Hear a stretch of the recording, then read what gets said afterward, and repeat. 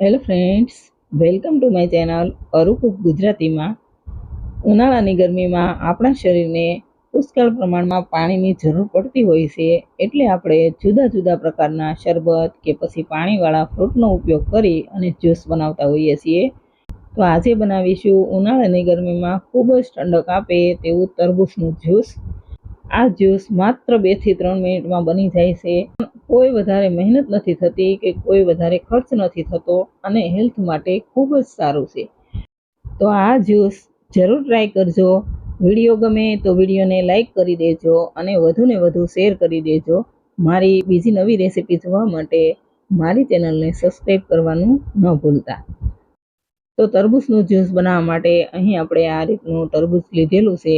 હવે તેને કટ કરી તેના અંદરના લાલ ભાગના ટુકડા કરી લઈએ અને બને તેટલા બીજ કાઢી લઈએ. તો આપણે તરબૂચના આ રીતના ટુકડા કરી લીધા છે અને બીજ પણ કાઢી લીધા છે. કદાચ કોઈ બીજ રહી ગયું છે તો પણ કોઈ વાંધો નહીં, આપણે તરબૂચના જ્યુસને ગાળવાનું છે ત્યારે નીકળી જશે. હવે મિક્સર જાર લઈ લઈએ. તેમાં તૈયાર કરેલા બધા જ તરબૂચના પીસ નાખીશું અને 2 ચમચી જેટલી ખાંડ નાખીશું. જો તમે ડાયાબિટીસ પેશન્ટ કે પછી બીમાર વ્યક્તિ માટે બનાવતા હોય તો ખાંડને સ્કીપ કરી દેવાની. હવે અડધી ચમચી જેટલો મરી પાવડર નાખીશું અને અડધા લીંબુનો રસ નાખીશું. જો તમારે સંચળ પાવડર નાખવો હોય તો નાખી શકાય, પણ હું સર્વ કરવામાં ચાટ મસાલો નાખવાની છું એટલે મેં નથી નાખેલો. હવે મિક્સર જારનું ઢાંકણ બંધ કરી અને તેને પીસી લઈએ. તો આપણે એકદમ સરસ પીસી લીધું છે. હવે તેને ગાળી લઈએ.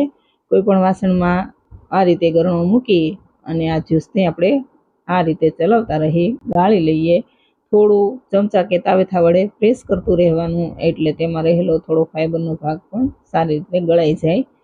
તો આપણે એકદમ સરસ જ્યુસને ગાળી લીધું છે. હવે આ રીતનું આપણું તરબૂચનું જ્યુસ રેડી છે. હવે તેને સર્વ કરી લઈએ. તરબૂચના જ્યુસને એકદમ ઠંડુ બનાવવા માટે સૌથી પહેલાં ગ્લાસમાં બરફ નાખી દઈએ અને અડધી નાની ચમચી જેટલો ચાટ મસાલો નાખીશું. હવે તેમાં તૈયાર કરેલું તરબૂચનું જ્યુસ નાખીશું. બાળકો આમ તો તરબૂચ ખાવાનું પસંદ નથી કરતા, પણ જો આ રીતે જ્યુસ બનાવીને આપીશું તો ફટાફટ પી જાય છે. હવે આપણે જ્યુસને સર્વ કરી લીધું છે, તો ફુદીનાના પાનથી તેને ગાર્નિશ કરીશું.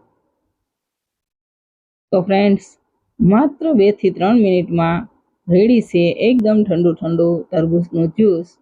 તો આ જ્યુસ તમે જરૂર ટ્રાય કરો અને ઉનાળાની ગરમીથી રાહત મેળવો. જો વિડીયો ગમે તો વિડીયોને લાઈક શેર કરી દેજો અને મારા બીજા નવા વિડીયો જોવા માટે ચેનલને સબસ્ક્રાઈબ કરી દેજો.